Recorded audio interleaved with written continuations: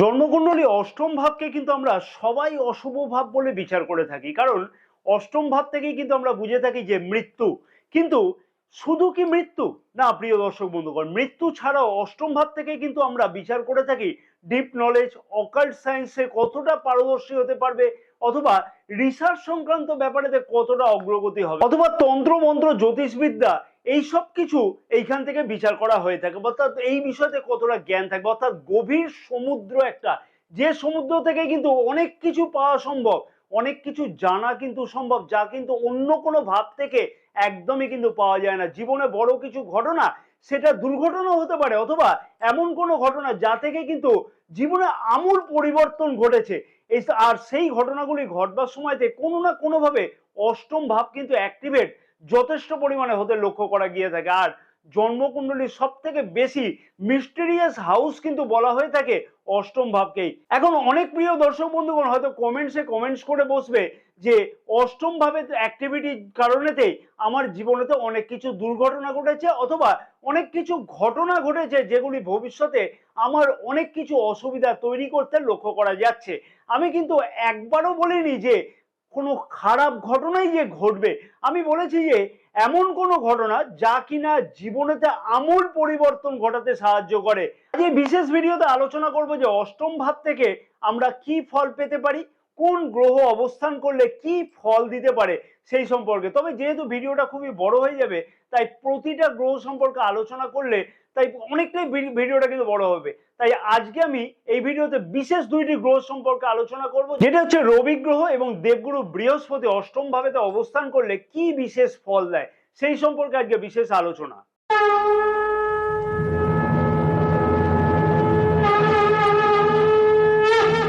নমস্কার প্রিয় দর্শক বন্ধুগণ, আমি শ্রী পরাশর তোমাদের সকলকে জানাই সাদর অভ্যর্থনা তোমাদের প্রিয় চ্যানেল দ্য ডাইরেকশন অফ ডেস্টিনিতে। আশা করছি প্রিয় দর্শক বন্ধুগণ সকলে তোমরা বেশ ভালোই আছো। ভিডিও শুরুর পূর্বে ছোট্ট একটি অনুরোধ আমি প্রিয় দর্শক বন্ধুগণের কাছে করব, যাদের এই চ্যানেলটা সাবস্ক্রাইব করেনি তাদেরকে অনুরোধ করবো যে চ্যানেলটাকে সাবস্ক্রাইব করে রাখবার জন্য, এবং পাশে থাকা বেল আইকনটিকে প্রেস করে অল নোটিফিকেশনে সিলেক্ট করে রাখবার জন্য, এবং যারা ফেসবুক পেজে ভিডিওটি দেখছে তাদেরকে অনুরোধ করবো যে পেজটিকে ফলো করে রাখবার জন্য। এইরকম ধরনের গুরুত্বপূর্ণ ভিডিও কিন্তু প্রতিদিন সন্ধ্যা 6টার সময়তে আপলোড করা হয়ে থাকে। এবং যারা দৈনিক রাশিফল সম্পর্কে জানতে আগ্রহী তাদেরকে অনুরোধ করবো যে এই ভিডিও ডেসক্রিপশন বক্সেতে টেলিগ্রাম চ্যানেলের লিঙ্ক দেওয়া আছে, সেই টেলিগ্রাম চ্যানেলেতে জয়েন করে কিন্তু প্রতিদিনকার রাশিফল সম্পর্কে তোমরা জানতে পারো। এবং অষ্টম ভাবেতে বাকি যে গ্রহগুলি থাকলে যে ফলগুলি পাওয়া যাবে সেই সম্পর্কে যদি জানতে হয় তাহলে অতি অবশ্যই কিন্তু কমেন্টস করে জানাতে একদম ভুলবে না। তোমার জন্মকুণ্ডলীতে অষ্টম ভাবেতে কোন গ্রহ অবস্থান করছে সেটাও কিন্তু দেখতে একদমই কিন্তু ভুলবে না। ভিডিও শুরুর পূর্বেই বলবো জন্মকুণ্ডলীটা হাতের সামনে রাখতে। জন্মকুণ্ডলীতে যদি অষ্টম ভাবেতে রবি গ্রহ অথবা চন্দ্র গ্রহ অবস্থান করে, সেক্ষেত্রে বেসিক অ্যাস্ট্রোলজি বইতে কিন্তু লেখা আছে যে চন্দ্র এবং সূর্যের কোনো ধরনের অষ্টম দোষ হয় না। হ্যাঁ, এই বিষয়তে আমি একদমই সহমত, বইগুলোর সাথে একদমই সহমত। কিন্তু আমার প্রফেশনাল লাইফেতে আমি লক্ষ্য করতে পেরেছি যে রবি গ্রহ অথবা চন্দ্র গ্রহ অষ্টম ভাবেতে অবস্থান যদি করে থাকে, তাহলে কিন্তু তার কোনো দোষ যদি নাও থাকে, অষ্টমের দোষ কিন্তু রবি এবং চন্দ্রের মধ্যে লক্ষ্য করা গিয়ে থাকে। অর্থাৎ যখনই রবি গ্রহ অষ্টম ভাবেতে অবস্থান করবে তখনই কিন্তু লক্ষ্য করা গিয়ে থাকে যে রবি গ্রহের যে কারকত্ব, যেটা হচ্ছে মান সম্মানের কারকত্ব, পিতার কারকত্ব, শারীরিক দিক থেকে বলবো যে হাড় বা মজ্জাগত দিক থেকে, সোসাইটি অথবা সমাজেতে যে সুনাম বৃদ্ধি হবে তার কারকত্ব, নিজের আত্মবিশ্বাস কেমন থাকবে তার কারকত্ব, এই সকল বিষয়তে কিন্তু বিশেষ পরিমাণে দুষ্প্রভাব পড়তে লক্ষ্য করা গিয়ে থাকে জাতক জাতিকাদের মধ্যেতে, যাদের অষ্টম ভাবে রবি গ্রহ অবস্থান করছে জন্মকুণ্ডলীতে। যাদের জন্মকুণ্ডলীতে রবি গ্রহ অষ্টম ভাবেতে অবস্থান করছে তাদের ক্ষেত্রে তুমি কিন্তু একটা প্রশ্ন করতে পারো সেই সকল জাতক জাতিকাদের, তোমার বন্ধু বান্ধব বা পরিচিত যদি কেউ থাকে তাদের ক্ষেত্রে একবার জিজ্ঞাসা করবে, দেখবে তো তুমি যে কতটা স্ট্রাগলফুল হয়ে থাকে তাদের লাইফ। অর্থাৎ তাদেরকে এটাও জিজ্ঞাসা করবে সাথে যে নিজের যোগ্যতা অনুযায়ী কাজ করবার পরেতেও সেই যোগ্য সম্মান তাদের প্রাপ্ত হয় কিনা। সূর্য হচ্ছে মান সম্মানের কারক গ্রহ, প্রতিপত্তির কারক গ্রহ, যার ফলেতে অষ্টম ভাবেতে সূর্যের অবস্থান সেই জাতক বা জাতিকাদের জীবনেতে অনেক কিছু ক্ষয়ক্ষতি করে দিয়ে থাকে। সেই সকল জাতক জাতিকাদের বা এই সকল জাতক জাতিকাদের মনেতে একটা আক্ষেপ থাকতে লক্ষ্য করা গিয়ে থাকে যে নিজের মনের মতন কাজ করলাম কিন্তু সেই কাজেতে প্রাপ্ত সম্মান কিন্তু প্রাপ্তি হতে লক্ষ্য করা গেল না। আর আরো একটা জিনিস এদের মধ্যে লক্ষ্য করা গিয়ে থাকে, যদি জন্মকুণ্ডলিতে অষ্টম ভাবেতে রবি গ্রহ অবস্থান করে এবং রবি গ্রহের উপর কোনো যদি পাপক গ্রহ দৃষ্টি করে, তাহলে তার কথাই নাই। রবির যে কারকত্ব, সেই কারকত্বগুলি সম্পূর্ণ পরিমাণে নষ্ট করে দেয়, যার ফলে অনেক ক্ষেত্রেতে কিন্তু অনেক জাতক জাতিকা সরকারি কর্মক্ষেত্রের জন্য তৈরি হলো, অর্থাৎ আইএস, আইপিএস, ডাব্লিউবিসিএস, বিভিন্ন ধরনের সরকারি যে কম্পিটিটিভ এক্সামগুলো হয়, সেই রকম ভাবে কিন্তু সুযোগ পেতে লক্ষ্য করা যায় না ভালো পরীক্ষা দেওয়ার পরেতেও। কারণ সূর্যই হচ্ছে বা রবি হচ্ছে সরকারি বা উচ্চপদস্থ চাকরির মূল কারক গ্রহ। আবার এই রবি গ্রহ অষ্টম ভাবেতেই অবস্থান করছে এবং নক্ষত্রগত দিক থেকে খুবই স্ট্রং, ডিগ্রিগত দিক থেকে হয়তো খুব দারুণ অবস্থান করছে, ভালো গ্রহের দৃষ্টি আছে, সেই ক্ষেত্রে কিন্তু দুর্দান্ত ফলও লক্ষ্য করা সম্ভব হবে। অর্থাৎ উচ্চ পদ প্রাপ্তি, সম্মান প্রাপ্তি ইত্যাদি কিন্তু লক্ষ্য করা যাবে। তবে একটা কথা এখানে মনে রাখতে হবে যে কোনো মিডিয়াম কিন্তু হবে না, যা হবে সবকিছু উচ্চর দিকেই হবে। আর এইরকম ধরনের জাতক জাতিকাদের উদ্দেশ্যে আমি বলবো যে সফলতা এমন একটা পর্যায়ে পৌঁছয় যা কিনা ধারণার বাইরে। যেমন হচ্ছে কোনো ভালো মেডিকেল লাইনেতে, অথবা নামযশ খ্যাতি হলো, কোনো শল্য চিকিৎসক হলো, কোনো নিউরো সায়েন্সে কোনো ভালো কোনো ডাক্তার হলো, অথবা কোনো সরকারি উচ্চ পদ প্রাপ্তি হলো। হ্যাঁ, রবি গ্রহ অষ্টম ভাবেতে অবস্থান করলে জন্মকালীন অবস্থাতে সেই সকল জাতক জাতিকাদের ক্ষেত্রে বলবো স্বাস্থ্য সম্পর্কে বিশেষ খেয়াল রাখা উচিত।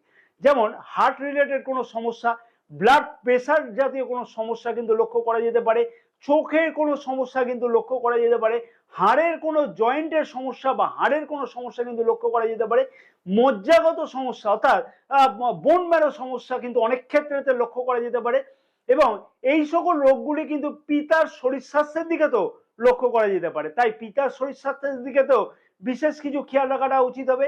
যেহেতু অষ্টম ভাবেতে রবি গ্রহ অবস্থান করছে এবং দ্বিতীয় ভাবেতেও দৃষ্টি করবে, তাই ধন সম্পত্তি সংক্রান্ত ব্যাপারেতেও কিন্তু সমস্যা সৃষ্টি হয় না কিন্তু ভালো এই সকল জাতক জাতিকাদের ক্ষেত্রেতে। ইনভেস্টমেন্ট করতে, ভালো ভালো ইনভেস্টমেন্ট করতে লক্ষ্য করা যায়।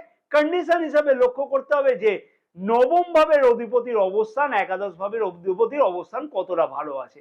এইরকম ধরনের জাতক জাতিকাদের ক্ষেত্রেতে কথাবার্তার মধ্যে কিন্তু বিশেষ কিছু প্রভাব লক্ষ্য করা যায়। সত্য কথা বলা বা সত্য কথা শুনতে কিন্তু এরা খুবই পছন্দ করে থাকে।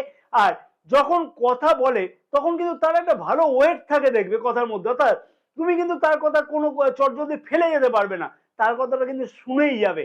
আর রবি গ্রহ যদি অষ্টম ভাবেতে কমজোর থাকে, নক্ষত্রগত দিক থেকে বা ডিগ্রিগত দিক থেকে খুব একটা যদি ভালো না থাকে, তাহলে কিন্তু তার প্রভাবেতে পরিবারের কাছ থেকে কিন্তু এক্সপেকটেশন অনুযায়ী যে চাহিদা, সেই চাহিদা কিন্তু কখনোই পূর্ণ হতে লক্ষ্য করা যায় না।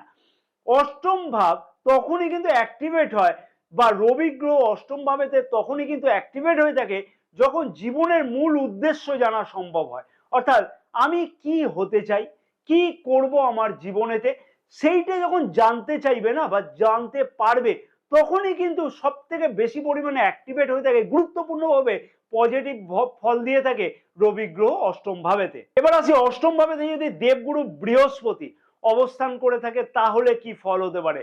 অষ্টম ভাবেতে দেবগুরু বৃহস্পতির অবস্থানের জন্য কিন্তু অনেকেই বেশ কিছু নেগেটিভ ফল বলে থাকে, কিন্তু আমার প্রফেশনাল লাইফে আমি লক্ষ্য করতে পেরেছি অষ্টম ভাবেতে দেবগুরু বৃহস্পতি নিজে কমজোর হলেও অনেকটা কিন্তু দুর্দান্ত ফল দিয়ে থাকে। এমন এমন বিপদ থেকে কিন্তু দেবগুরু বৃহস্পতি রক্ষা করে থাকে, যেটা কিন্তু একদমই কোনোভাবে তুমি স্বপ্নেও কল্পনা করতে পারবে না। তার একটা ছোট্ট উদাহরণস্বরূপ আমি বলবো যে হয়তো দেখা গেল যে অষ্টম ভাবেতে দেবগুরু বৃহস্পতি অবস্থান করছে, যে সকল জাতক জাতিকাদের ক্ষেত্রেতে দেবগুরু বৃহস্পতি অবস্থান করছে, তার ক্ষেত্রেতে একটা কথা বলা যায় যে কোনো রাস্তায় হয়তো কোনো জায়গাতে তুমি বেরিয়েছো, সেখানে দেখা গেল একটা অ্যাক্সিডেন্টের সম্মুখীন হয়েছো, কিন্তু অল্প ক্রমেতে বা ঘটনাচক্রতে সামান্য চোট আঘাতের ফলেতে সেই বিশাল বড় অ্যাক্সিডেন্ট থেকে তুমি বেঁচে গেলে।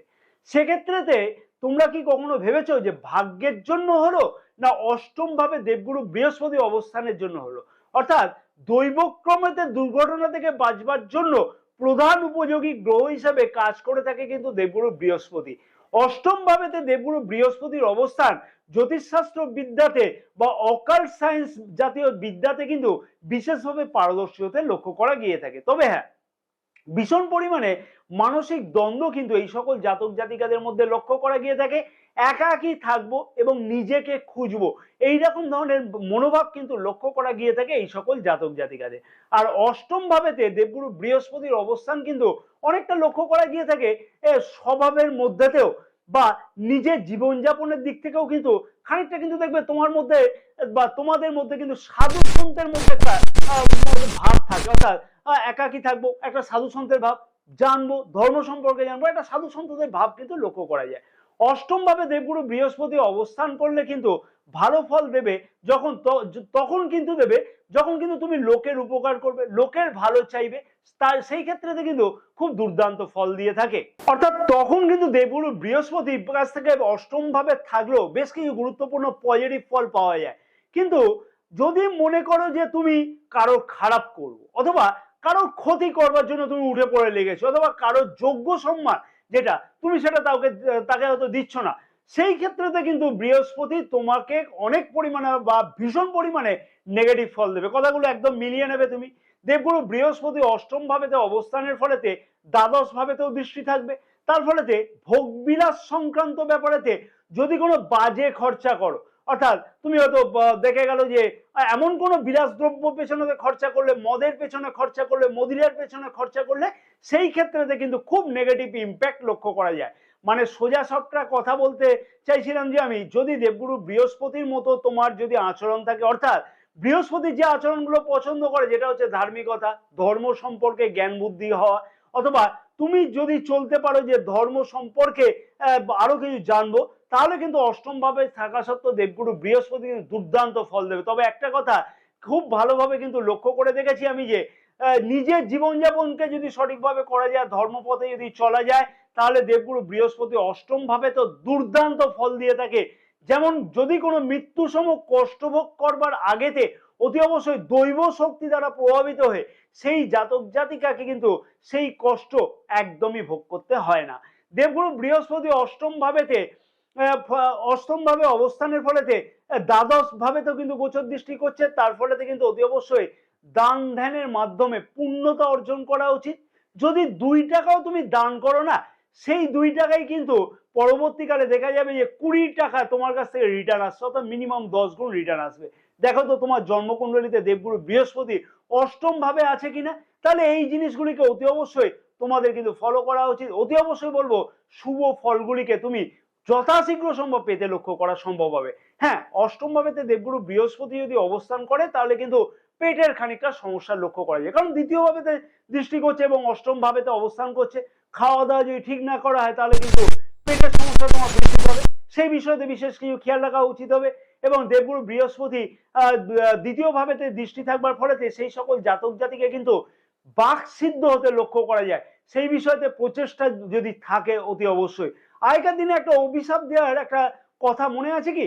দেবগুরু বৃহস্পতি অষ্টম ভাবেতে শুভ এবং অশুভ প্রভাব দিয়ে থাকে, তার প্রমাণ হচ্ছে যেহেতু দ্বিতীয় ভাবেতে দেবগুরু বৃহস্পতি দৃষ্টি করছে, এই সকল জাতক জাতিকাদের ক্ষেত্রে তাদের মুখ নিঃসৃত বাণী কিন্তু ভীষণ পরিমাণে লেগে থাকে, অর্থাৎ কুকথা অথবা অভিশাপ যদি বেরোয় সেটাও কিন্তু লেগে যায়। আর যদি কোনো জাতক জাতিকার যদি ভালো চেয়ে যদি তোমরা যদি কামনা করো, তারও কিন্তু খুব ভালো হয়। অর্থাৎ যা এই সকল জাতক জাতিকাদের উচিত হচ্ছে ভালোভাবে সাধন ক্রিয়া করা, সাধন কর্মের সাথে যুক্ত হওয়া, ধর্মপথে চলা, তাহলে কিন্তু দুর্দান্ত উন্নতি হবে। আর অষ্টম ভাবেতে দেবগুরু বৃহস্পতি অশুভ ফল যদি দিচ্ছে, তাহলে কিন্তু আমি বলবো একটাই রেমেডি করতে, একটাই রেমেডি দুর্দান্ত ফল দেবে। পাথরে কিন্তু অষ্টম ভাবেতে কোনো ভালো ফল দেয় না, তাই বলবো যে অতি অবশ্যই বিষ্ণু সহস্র নাম প্রতিদিন পাঠ করো, নাহলে শ্রবণ করো। অষ্টম ভাবেতে দেবগুরু বৃহস্পতির অবস্থান কিন্তু চতুর্থ ভাবে তো দৃষ্টি করে। আর চতুর্থ ভাব থেকে আমরা কি বুঝি? বাড়ি, গাড়ি, সুখ, স্বাচ্ছন্দ্য, জমি ইত্যাদি। তাই এই সমস্যার কিন্তু অনেক ক্ষেত্রে সমাধান হতে লক্ষ্য করা গিয়ে থাকবে অতি অবশ্যই। সেটা কিন্তু অতি অবশ্যই ডিপেন্ড করবে তোমার রাশি বা লগ্নের উপর, অর্থাৎ লগ্নাধিপতি কতটা স্ট্রং, আবার নবম ভাবের অধিপতির অবস্থান কতটা স্ট্রং। তাই অতি অবশ্যই প্রিয় দর্শক বন্ধুগণকে বলবো যে নেগেটিভ কমেন্টস করবার আগেতে অতি অবশ্যই কিন্তু জন্মকুণ্ডলীটাকে বিচার করো, বা বিচার করে দেখো, যদি নিজে বিচার করতে পারো তাহলে কিন্তু এই সমস্যার সমাধান অতি অবশ্যই ওদের লক্ষ্য করা যাবে। ভোগবিলাস সংক্রান্ত, গাড়ি বাড়ি সংক্রান্ত, জমি সংক্রান্ত সমস্যার কিন্তু সমাধান হতে লক্ষ্য করা যাবে, বা এই সংক্রান্ত সুখ কিন্তু বৃদ্ধি পেতে লক্ষ্য করা যাবে।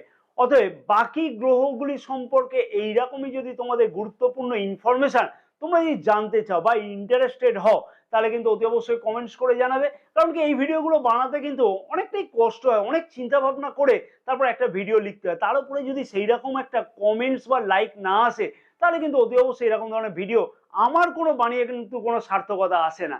তাই অতি অবশ্যই কিন্তু কমেন্টস করে জানাতে ভুলবে না।